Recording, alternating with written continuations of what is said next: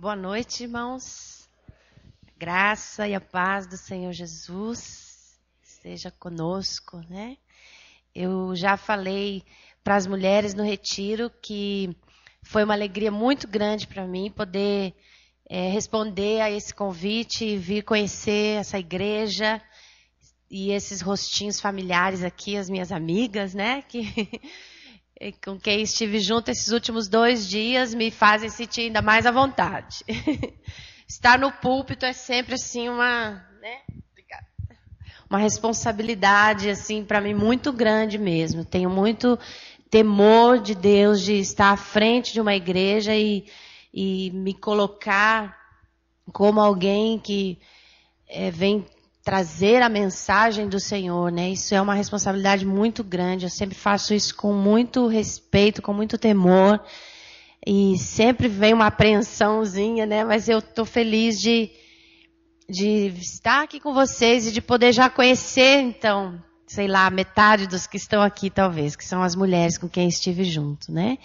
E foi um tempo muito especial mesmo para nós, esses 2 dias. Eu fui muito abençoada, conhecendo vocês, estando com vocês, e agora posso conhecer, eu acho que os maridos, né, que estão aqui, filhos e outros parentes, outras pessoas também que não fazem parte da família das mulheres que estavam ali, enfim, essa igreja. Muito obrigado mesmo pela oportunidade que eu tenho de estar aqui com vocês. Eu não conhecia a igreja Holiness, era só de ouvir falar, já comentei isso. Nunca tinha estado numa igreja Holiness. Meu marido já trabalhou com a igreja lá em Curitiba, mas eu não tinha tido o privilégio de me sentir em casa mesmo. Parece que eu estou na Jocum, parece que eu estou na minha própria igreja. Sou membro da Igreja Evangélica Irmãos Menonitas, lá de Curitiba, de São José dos Pinhais, e é tudo muito parecido. Então, me senti muito em casa mesmo. Estou bem à vontade com vocês. E eu gostaria de compartilhar um pouquinho sobre o que Deus tem feito na minha vida, daqueles que têm trabalhado comigo em Angola.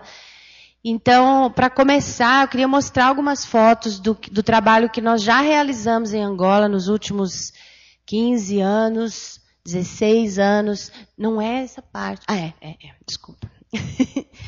E para as mulheres, né, vai ter muita coisa repetida nesse início agora, daí se eu mentir, vocês me corrigem, tá? Se eu não contar a mesma coisa é porque... Não, mas eu não vou me deter muito. Aonde que eu aperto? A setinha para baixo, obrigada. Muita tecnologia para mim, né? Para lá. Ah, tá. Muito para mim. Não tem essas coisas lá em Angola. Não é esse? Esse, tá. Então, a nossa história em Angola começou há mais de 10 anos, tá? E eu vou passar assim rapidamente só para contar cada um dos ministérios ou das atividades que Deus nos deu a oportunidade de participar. No início, nós trabalhamos num contexto de guerra durante 2 anos no interior de Angola.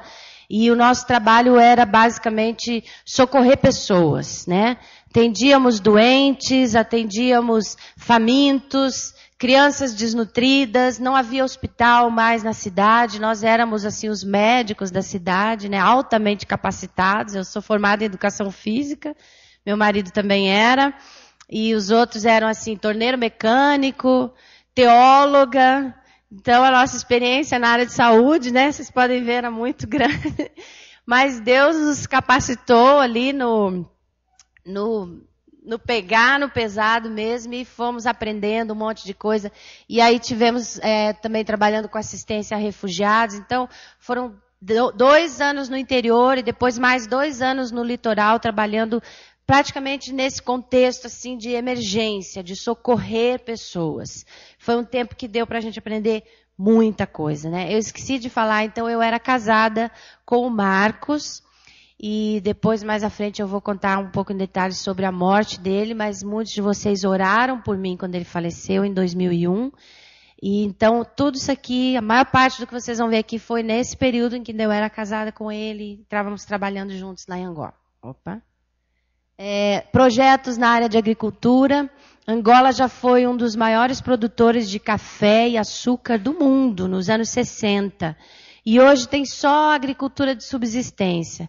O país é cheio de minas terrestres, Está entre os 3 países mais minados do mundo. Ninguém sabe dizer quantas minas tem. Eles falam que é entre 15 e 20 milhões de minas. Então, Angola tem de 12 a 14 milhões de habitantes, então dá mais de uma mina por habitante, né? Resultado disso é que Angola tem o maior número de mutilados do mundo e os agricultores que perderam suas terras, tiveram que fugir, hoje eles ainda não conseguem voltar a produzir grande coisa porque ainda tem mina. Tem um monte de organizações trabalhando na desminagem, mas isso é um processo que leva muitos anos para se concluir.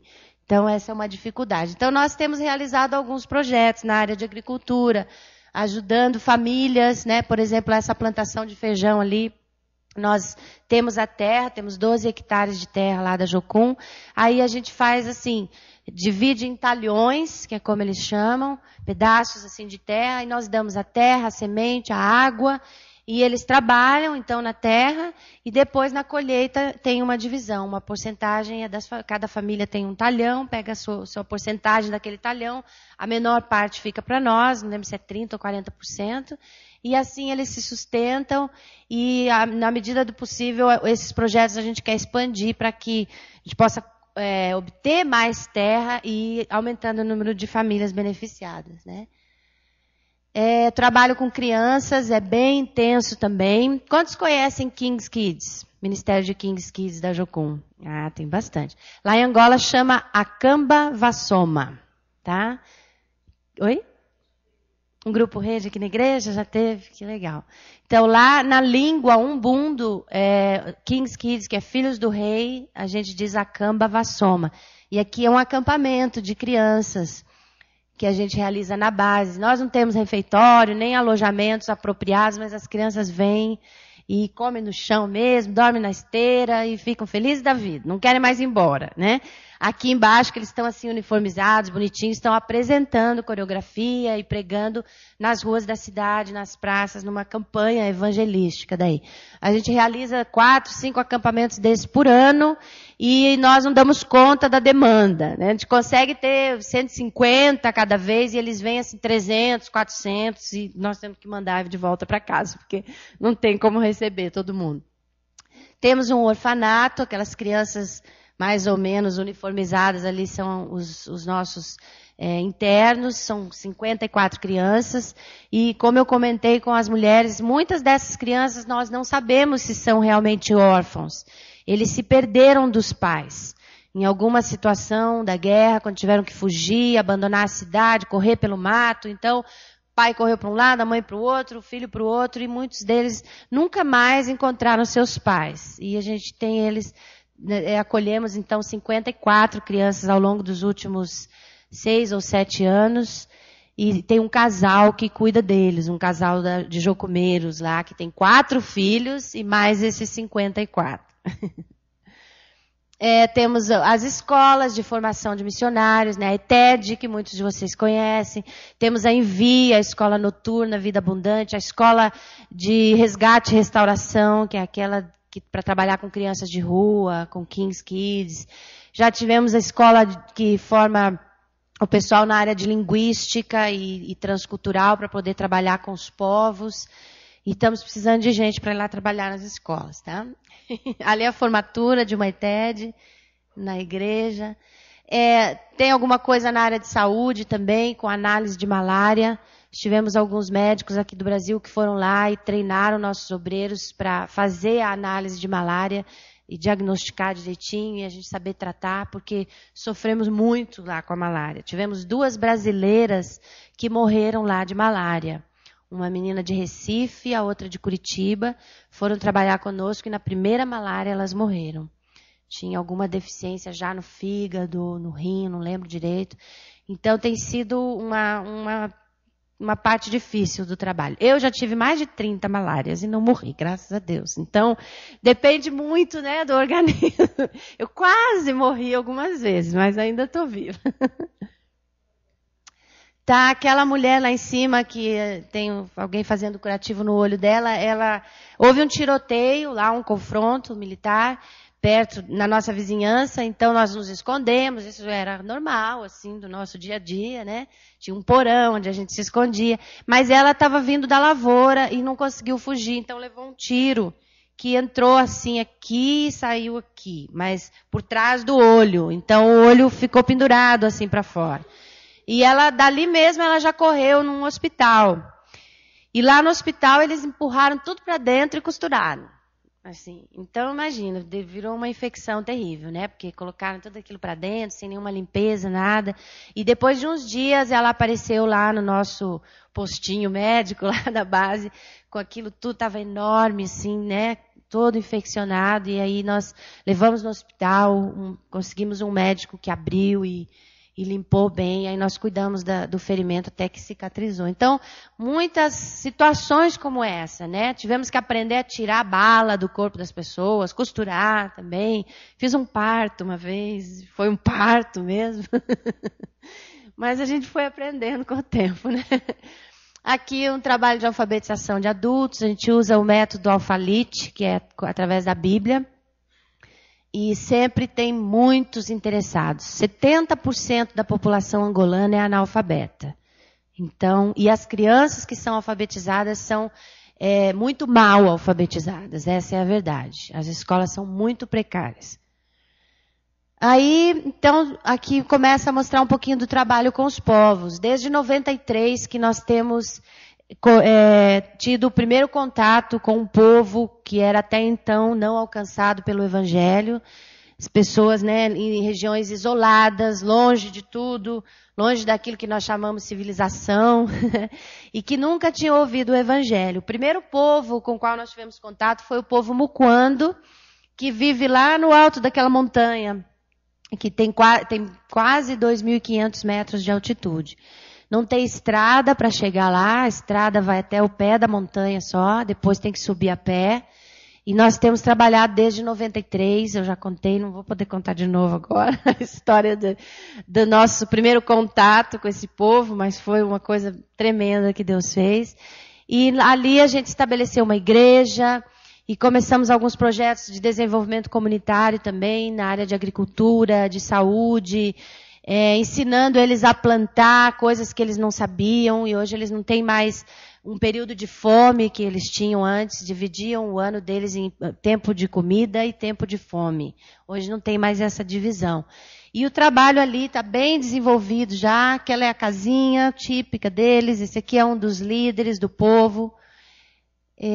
Aqui algumas atividades que eu falei, curso de carpintaria, atendimento de saúde, o próprio estilo de construção deles, nós introduzimos, né, algumas ideias novas. Eles sofriam muito de tuberculose, porque eles dormiam dentro daquela casinha pequenininha, com o fogo aceso.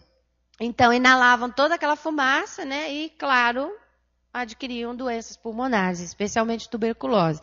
Então, ensinando para eles sobre a fumaça, que eles precisavam dormir num ambiente onde não tivesse fumaça. Então, com o tempo e muitos anos de diálogo, né, e ensino, eles se convenceram e acharam que era melhor para eles construir uma casinha um pouco mais alta, onde eles pudessem dormir e ter porta que pudesse fechar para o frio não entrar. Então, coisas assim que Deus foi nos dando a graça de encontrar confiança da parte deles para introduzir essas coisas que só fizeram melhorar a vida deles, né? Esse é o povo Mucubal, é outro povo no pé da montanha. Algumas características, né, curiosidades, aquelas 3 mulheres lá na frente das panelas são as 3 esposas do chefe dessa aldeia. Bem comum, poligamia, principalmente chefes, eles têm muitas mulheres. 3 até pouco, normalmente eles têm 5, 6, eu conheci um que teve 8. O dente, aqui na frente, não sei se dá para ver o dente da mulher, parece que falta um dente, mas não falta, é porque eles afiam os 2 dentes da frente, deixa bem pontudo, e isso é uma tradição da época em que eles eram canibais, que eu não sei há quanto tempo, espero que seja muito tempo atrás, né? Tomara que não dê uma recaída, né? Mas eles são muito bravos, os Mucubais são conhecidos como o povo mais valente de Angola. E o fato da gente poder entrar numa tribo assim, fotografar, estar com eles, é fruto de um trabalho de 2003, 5 anos. De um missionário da Jocum que tem estado lá, está morando com eles, aprendeu a língua, um rapaz solteiro, precisando casar, para ficar mais feliz, né, lá no meio do povo, fazendo propaganda aqui.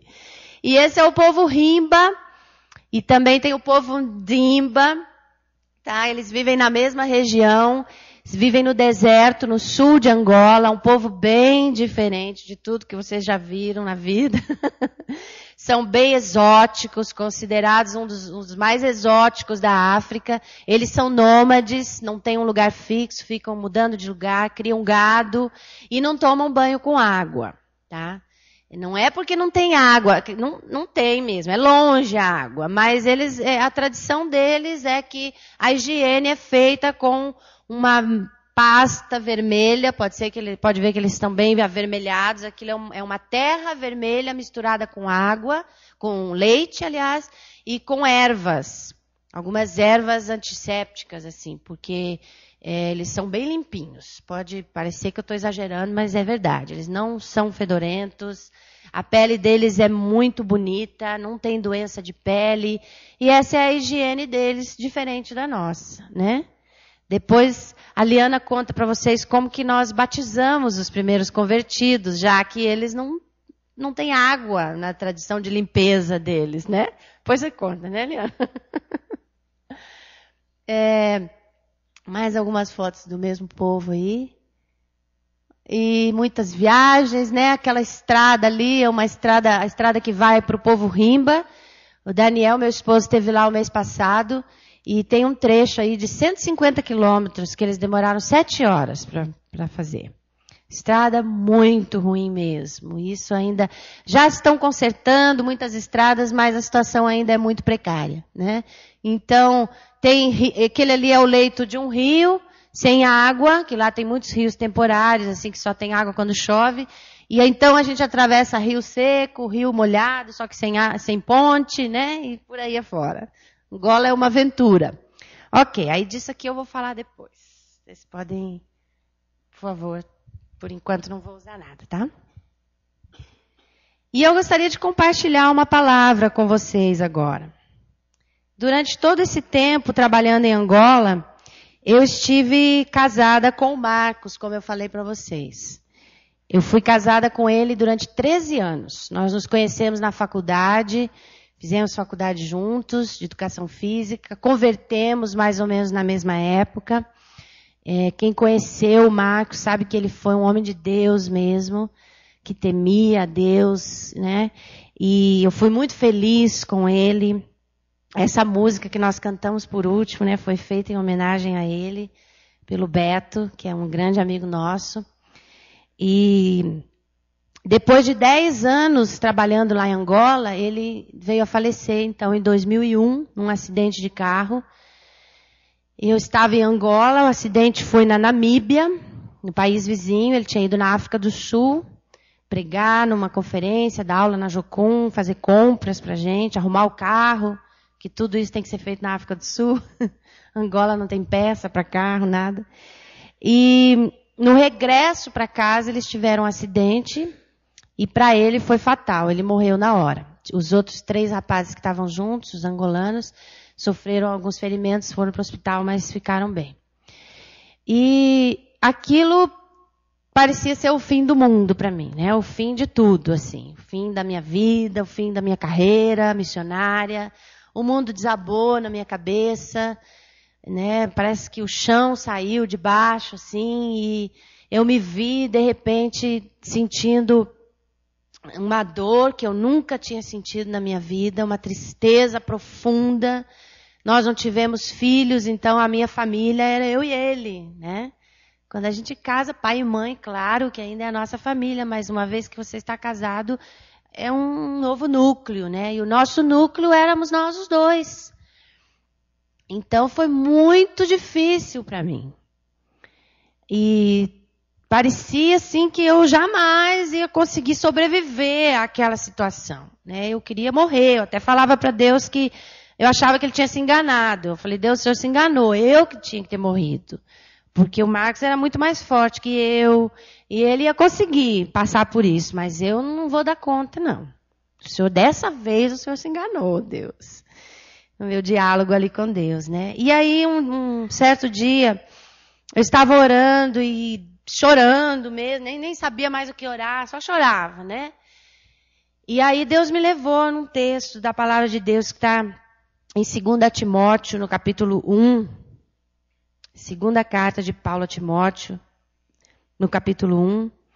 E a gente sabe que essa carta de Paulo foi escrita quando ele já estava, assim, com a cabeça na forca, como se diz, né? Assim, ele sabia que ia morrer já, que estava próximo ao seu fim. Estava preso, provavelmente angustiado com aquela situação, né? Querendo voltar a rever seus convertidos, as igrejas que ele tinha fundado, mas ele já sabia que não ia voltar mais. Que dali mesmo onde ele estava, na prisão, na cadeia, ele iria ser executado, ele iria morrer. Então ele escreve essa carta para Timóteo, que era seu filho na fé, e dá algumas instruções, né? E ela então é muito rica essa carta. É como assim a carta de um pai para um filho mesmo, né? Falando, olha, as últimas instruções, né? Tipo assim. E aí eu li esse texto aqui a partir do versículo 8 até o 12, que diz assim: não te envergonhes, portanto, do testemunho de nosso Senhor, nem do seu encarcerado que sou eu. Pelo contrário, participa comigo dos sofrimentos a favor do Evangelho, segundo o poder de Deus, que nos salvou e nos chamou com santa vocação, não segundo as nossas obras, mas conforme a sua própria determinação e graça, que nos foi dada em Cristo Jesus antes dos tempos eternos, e manifestada agora pelo aparecimento de nosso Salvador Cristo Jesus, o qual não só destruiu a morte, como trouxe à luz a vida e a imortalidade mediante o Evangelho, para o qual eu fui designado pregador, apóstolo e mestre. E por isso estou sofrendo estas coisas. Todavia, não me envergonho, porque sei em quem tenho crido, e estou certo de que Ele é poderoso para guardar o meu depósito até aquele dia. E eu li esse texto, e a primeira coisa que eu percebi foi assim, que eu podia me identificar com Paulo, né? Nós dois estávamos num momento de profunda tristeza. Ele, quando escreveu, por saber que estava próximo à sua morte, eu, porque tinha perdido meu marido, e aí ele faz duas declarações aqui que me chamaram muita atenção. No versículo 10, no finalzinho, e daí entra no 11, ele fala, mediante o Evangelho, para o qual eu fui designado pregador, apóstolo e mestre. O que Paulo está declarando aqui é que ele sabia exatamente qual era o chamado dele. Ele sabia exatamente para o que Deus o chamou, que foi para ser pregador, apóstolo e mestre. Então ele tinha profunda convicção, total convicção de qual era o propósito de Deus para a vida dele. E depois lá na frente ele diz no versículo 12, né, que ele não me envergonho de sofrer essas coisas, porque sei em quem tenho crido. Ou seja, Paulo conhecia o Deus a quem ele servia. E aí eu li esse texto e essas duas coisas me chamaram a atenção e aí Deus me perguntou, você tem convicção dessas duas coisas? De qual é o teu chamado? E de que você realmente me conhece? E aí eu fiz uma análise profunda assim da minha vida e eu comecei a meditar e rever assim tudo que eu podia alistar, se é que é possível, né? Do que eu conheço de Deus. E aí eu fui fazendo uma lista assim na minha cabeça, né? Foi passando como num filme, assim, várias situações pelas quais nós passamos, em que eu pude ver que Deus era bom, que Deus era fiel, que Deus era o meu sustentador, que Deus era soberano acima de qualquer circunstância. Situações de perigo que nós passamos e que Deus tinha nos dado uma palavra que ia nos guardar e Ele nos guardou. Então, ver a fidelidade de Deus.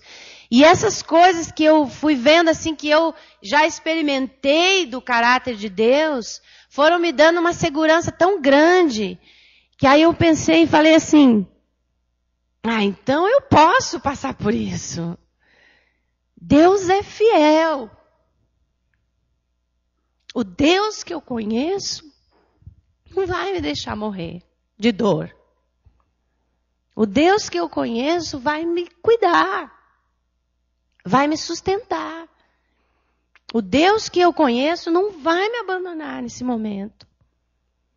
O Deus que eu conheço é soberano e tinha tudo sob controle. Então, se o Marcos morreu é porque essa era a vontade de Deus. Que eu não entendo, mas que eu acredito que é a melhor coisa. A vontade de Deus é sempre boa, perfeita e agradável. E o que eu conhecia de Deus me garantia que isso também era verdade naquela situação. E aí eu respondi para Deus, falei, Deus, o que eu conheço do Senhor é suficiente para eu saber que eu vou passar por essa dor e vou sobreviver lá no final. E aí Deus me perguntou, e o teu chamado? Você sabe qual é o teu chamado?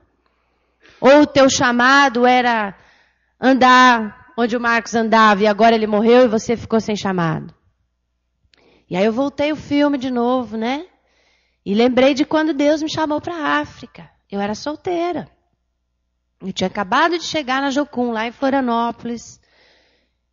Alguns de vocês nem tinham nascido, foi em 87. Fui fazer minha ETED e logo que acabei a ETED eu entendi que Deus estava me chamando para a África. Não era assim especificamente Angola, mas era na África, um povo muito pobre e com guerra. Então, claro que na África tem mais alguns países assim nessa situação. E falava português. Só sobrou Angola, porque Moçambique já tinha acabado a guerra. Então, assim, eu voltei esse filme também e eu pude ver que eu ainda tinha um chamado, sim. E que se eu não morri junto com o Marcos, é porque o meu chamado ainda não tinha acabado. Naquela nação especificamente. Eu deveria ter ido com ele naquela viagem. Estava tudo planejado para eu ir junto. 4 dias antes da viagem, Deus falou comigo que era para eu ficar em casa. E me deu um monte de razões para eu ficar. Porque eu queria muito ir. Deus me falou, mas eu preciso que você fique para fazer isso. E eu renunciei. Falei, tá bom, Deus. E depois eu entendi. Por que Deus não quis que eu fosse? Porque eu não ia morrer, assim penso eu, né? Mas eu ia, acredito, ter sofrido ainda mais. Por ter presenciado todo o acidente, a forma como foi, que foi bem trágica mesmo. Então Deus me poupou daquela dor adicional, né? Então eu pude compreender que eu ainda sabia qual era o meu chamado. E nesse caso, especificamente, o meu chamado para Angola, né? E aí aquilo me trouxe uma alegria tão grande. Não tirou a minha dor, a dor da saudade, né? É diferente. Eu não sabia que a gente consegue ter dor e ter alegria ao mesmo tempo. Fui aprendendo ali, né? A dor da saudade, a dor da perda, né? Tudo aquilo ainda permanecia muito forte. Mas, ao mesmo tempo, uma alegria muito grande por saber que eu não tinha perdido o rumo da minha vida. O Deus no qual eu cria antes do Marcos morrer ainda era o mesmo. E o chamado que ele tinha me dado antes do Marcos morrer ainda era o mesmo. Então o rumo da minha vida continuava o mesmo. Isso me trouxe muita segurança. Muita segurança. E eu acredito que essa verdade vale para mim e vale para você. Porque eu não desejo que você passe por uma situação como a que eu passei. Mas todos nós, um dia, vamos passar por situações de sofrimento. Seja porque morre alguém querido, uma doença inesperada na família, uma situação financeira difícil, problemas de relacionamento, rejeições que a gente sofre. Tanta coisa. Esse mundo é cheio de problema mesmo. Enquanto nós não morrermos, Nós vamos viver no meio desses problemas, não tem como fugir. Não dá para fazer igual os monges fazem, né? Que vai para um mosteiro e fica lá alheio a tudo, como se isso resolvesse, né? Não, os problemas estão aí. E eu acredito que na hora da luta, na hora da dificuldade, essas duas coisas vão fazer a diferença. A convicção sobre essas duas coisas vai fazer absoluta diferença, como fez para mim. Porque se nós não conhecemos o caráter de Deus, aí nós vamos pensar um monte de coisa errada a respeito dele, né? Do tipo assim, Deus, onde o Senhor estava quando o Marcos morreu? Por que que os outros 3 sobreviveram, o Senhor cuidou dos 3 e não cuidou dele? Por que que o Senhor deixou isso acontecer comigo aqui na África? Agora fico eu sozinha aqui sem ninguém. Que Deus é esse? Que injustiça. Tudo que eu já fiz pelo Senhor, larguei a minha família, agora o Senhor me larga aqui. Né? Tanta coisa que vem na nossa cabeça. Mas se nós conhecemos o caráter de Deus, elas não vão fazer sentido para nós. Não vão fazer sentido para nós. Então, eu gostaria de encorajar, né, a todos nós a analisar as nossas vidas e ver se nós temos resposta para essas duas perguntas. Se você conhece o Deus no qual você diz que crê, e se você sabe qual é o propósito de Deus, desse Deus para a sua vida. E se você sabe, então você tem estado nesse lugar onde Ele te quer, fazendo o que Ele quer, realizando o que Ele quer, da forma como Ele quer. Porque eu acredito que todos nós temos um chamado específico, um propósito específico de Deus. Lá no no Evangelho de João, e nós exploramos bastante esse texto, né? No capítulo 15, quando ele fala sobre a videira, e aí ele fala que aquele que permanece na videira, que permanece em Jesus, vai produzir muitos frutos. E aí, um dia eu estava lendo, continuando o texto aqui, lá no versículo 16, ele explica que tipo de fruto são esses que nós devemos produzir. E aí, então, ele fala, né? Não fostes vós que me escolhestes a mim, pelo contrário, eu vos escolhi a vós outros e vos designei para que vades e deis frutos, e o vosso fruto permaneça. Então, o tipo de fruto que Deus espera que a gente produza é fruto que permanece, que permanece para sempre. E o que é que vai permanecer para sempre? Qual é a única coisa que vai permanecer para sempre? Se tem alguma coisa que nós podemos deixar nesse mundo que vai permanecer para sempre, o que é? A salvação de pessoas. Tem mais nada que nós possamos fazer nesse mundo que vai permanecer para sempre. Todo o restante vai ficar aqui. Mas se o nosso trabalho é em função de fazer com que pessoas conheçam a Jesus, sejam salvas, né, e continuem no caminho da salvação, então nós estamos produzindo o tipo de fruto que Jesus espera de nós. Então, eu acredito que o nosso chamado, que o propósito específico de Deus para você e para mim, tem que ter a ver com esse fruto que permanece. Vocês concordam comigo? Porque se o que eu faço não tem a ver com um fruto que permanece, então é um fruto que vai ficar, né? Estão me ouvindo ainda, né? Não tem problema. Então, isso fica a pergunta também para nós, né? Alô? Tá indo aqui.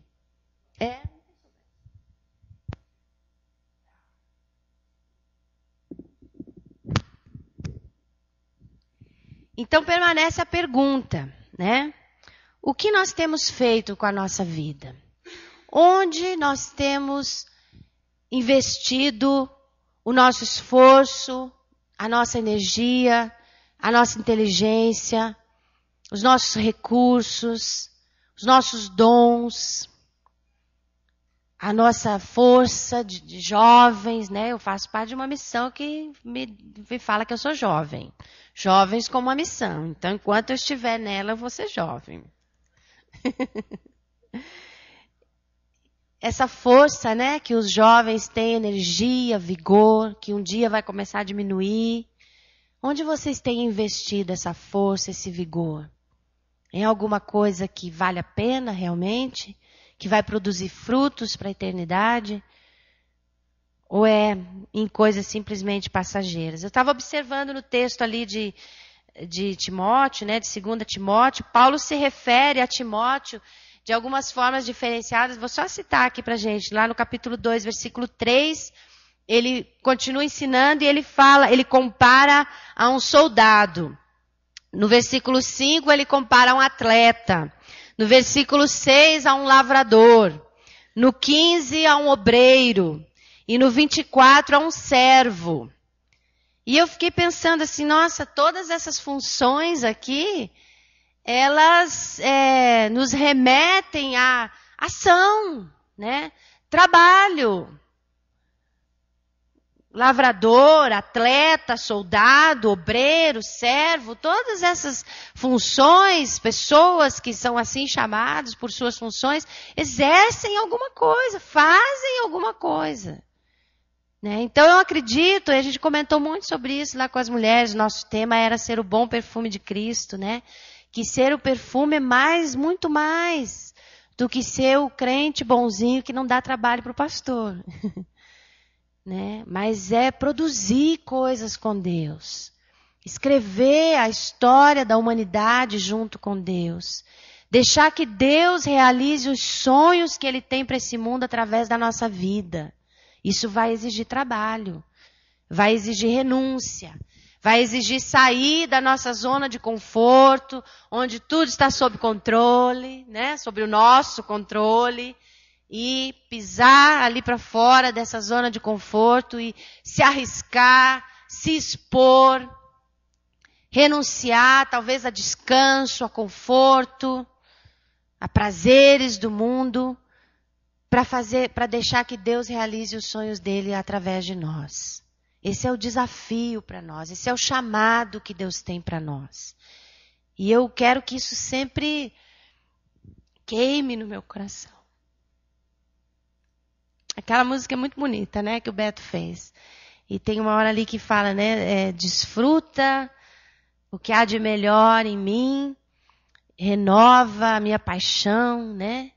E eu sempre oro isso, que Deus renove em mim essa paixão por ver a vontade dele sendo realizada na terra. Mas a nossa oração tem que ser prática. A gente ora e a gente se dispõe a ser resposta da nossa própria oração. Senão não vale. Ah, envia ele, né? Essa não vale. E Paulo fala no finalzinho dessa carta, lá no capítulo 4, versículo 7, ele diz, combati o bom combate, completei a carreira e guardei a fé. Ora, para alguém dizer que completou a carreira é porque ele sabia qual era a carreira que lhe estava proposta. Ninguém vai chegar e dizer, cheguei, se não sabia que era ali que tinha que chegar, né? Qual é a sua carreira? Qual é a minha carreira? Você sabe? No final vai poder dizer, completei a carreira? Ou no final vai chegar e vai dizer, onde que eu cheguei mesmo? Será que era aqui que era para chegar ou será que eu errei o rumo? Ainda há tempo da gente descobrir. Vai ser muito triste, já pensou? Passar a vida toda pensando que você está fazendo o que é certo e chegar lá no final e sofrer uma decepção e Deus te dizer, não era bem isso que eu esperava fazer com você. Eu tinha um monte de coisas que eu queria realizar através da sua vida, mas não deu. Imagina a tristeza no nosso coração e no coração de Deus. Mas ainda está em tempo de nós descobrirmos qual é a carreira que nos está proposta. Para que no final a gente possa dizer, completei a carreira. Cheguei onde eu tinha que chegar. E quando eu falo de chamado, às vezes as pessoas pensam assim, que eu estou falando de largar tudo e ir lá para Angola, né? Se for, vai mesmo. Mas não é para todos, né? O chamado transcultural, como os missiólogos chamam, denominam, não é para todo mundo mesmo. Imagina se todo mundo vai, quem que vai ficar aqui, né? Então Deus tem algo específico para cada um de nós.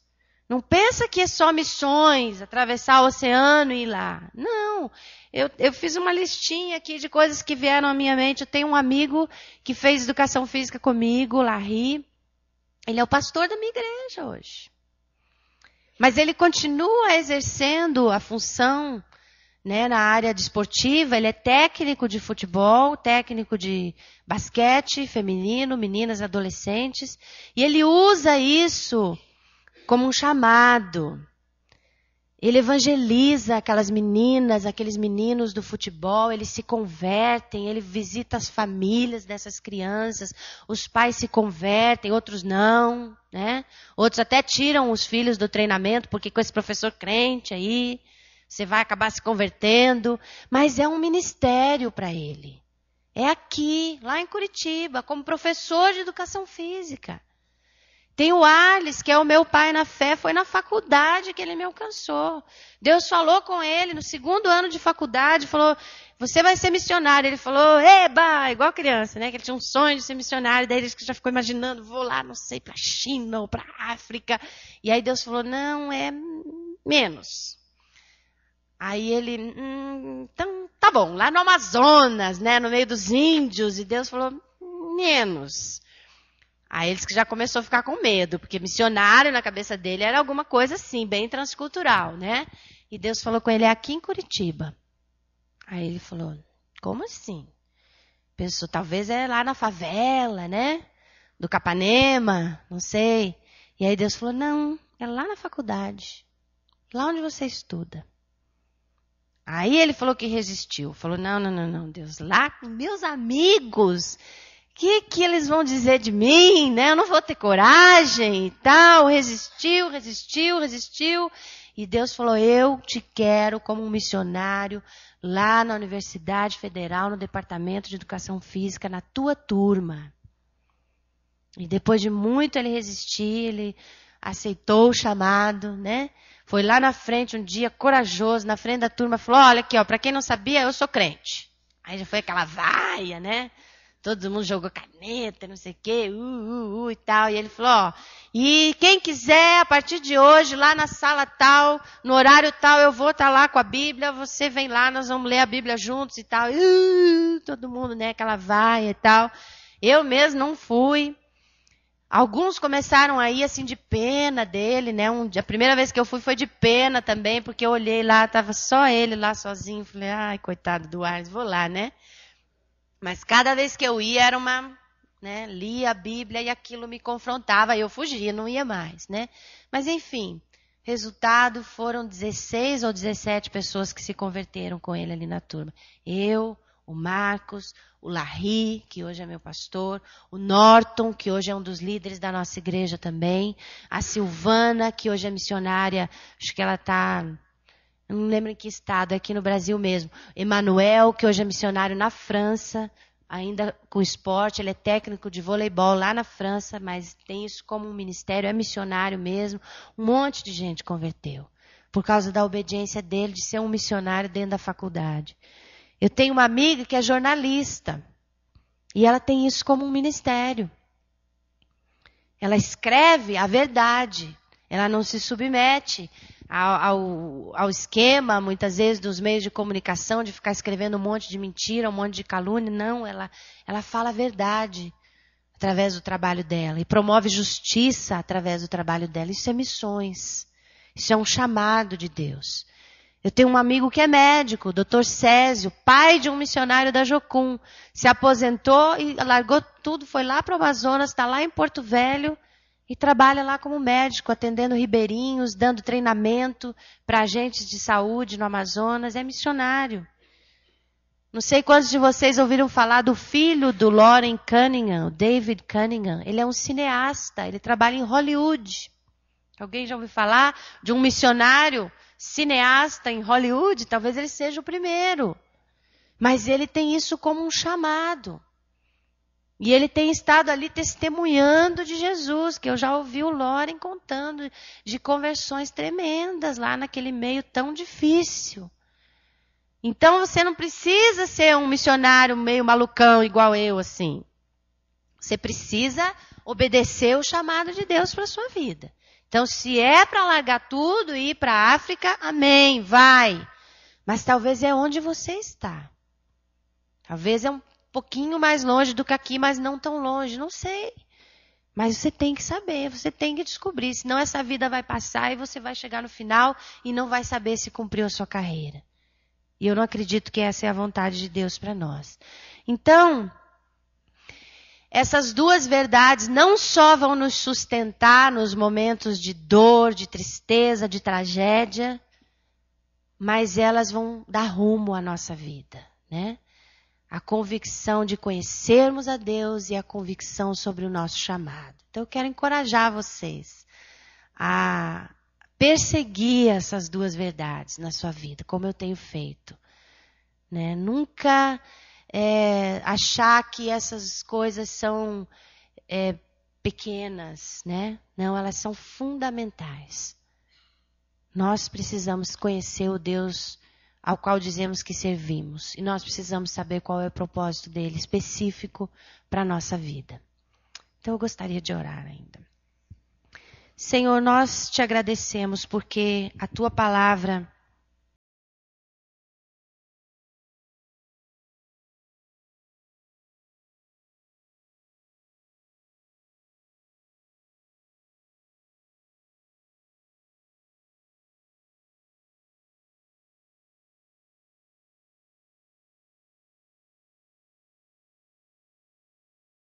que em qualquer momento de dúvida, de dor, o fato de conhecermos o Senhor vai nos manter de pé. E nós também queremos conhecer qual é o chamado do Senhor para nós, Deus, para cada um de nós, para que nós possamos viver de acordo com esse chamado, Senhor. E fazer com isso a tua vontade e alegrar o teu coração através da nossa obediência, Senhor. Obrigado porque o Senhor nos ensina essas coisas e o Senhor nos capacita a vivê-las, Deus. Muito obrigado mesmo. Nós te agradecemos em nome de Jesus. Amém. Dá tempo de passar o vídeo ainda? São 6 minutos. Então não vão embora ainda, tá? Tem um videozinho de 6 minutos que eu gostaria que vocês vissem, que é sobre o nosso projeto para Angola, mas é uma nova fase, né? A guerra acabou, graças a Deus, acabou em 2002. O país está se refazendo, há muito desenvolvimento, muita coisa acontecendo e nós queremos levar um projeto agora um pouquinho diferente para Angola. E é o que eu vou apresentar nesse vídeo então para vocês.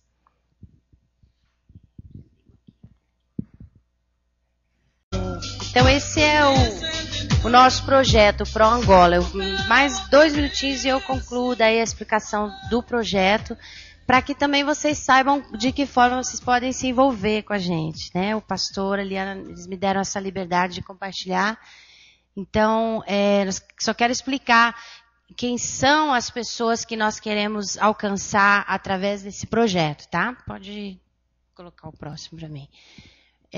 O nosso alvo são as famílias que durante os mais de 30 anos de guerra foram obrigadas a viver na condição de refugiados, tendo que abandonar suas terras de origem. Essas famílias se transformaram numa multidão de órfãos, viúvas e mutilados, e eles são cerca de 30% da população angolana. Então, em Angola é assim um contraste muito grande. Quem é rico é muito rico e quem é pobre é miserável. E esses 30% da população são muito pobres. São os descendentes daqueles que foram os refugiados durante os anos de guerra, tá? E o que nós vamos fazer? Com base nos princípios do Reino de Deus e através de diferentes projetos, nós queremos proporcionar a essas famílias a oportunidade de desfrutarem de uma vida abundante em todos os seus aspectos, espiritual, social, físico e intelectual. Como? Então nós queremos trabalhar de 3 formas. Módulos de cursos de capacitação profissional com duração de 3 a 4 semanas. Por que tão curtinhos? Para que você possa ir doar suas férias lá em Angola, tá? Então, seja qual for a área em que você atua, computação, inglês, administração empresarial, financeira, educação infantil, saúde, cabeleireiro, artes, mecânica, esportes, fala aí, massagista, costureiras, né? Deixa eu tentar lembrar aqui. Qualquer coisa que você queira ensinar em Angola será bem-vindo, tá? E nós, como Jocum em Angola, nós somos uma ONG e somos uma organização religiosa reconhecida pelo governo e podemos emitir diploma. Então, através desses cursos, a pessoa vai ter um diploma que vai capacitá-la para o mercado de trabalho.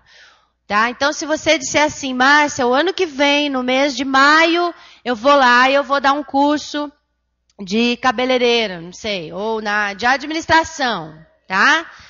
Você vai chegar lá e vai encontrar a turma te esperando, sentadinha, bonitinha, com o materialzinho que você já passou para nós por e-mail, e você dá a sua aula, tá? Se o curso for só de uma semana, você pode dar 3 cursos de uma vez, então, em 3 semanas, né? Ou pode dar 2 e no restante do tempo conhecer o trabalho, viajar com a gente. Então, o que você quiser ensinar será bem-vindo, nós vamos te receber e esses cursos vão funcionar só através do voluntariado de pessoas aqui do Brasil, tá? Uma outra forma de se envolver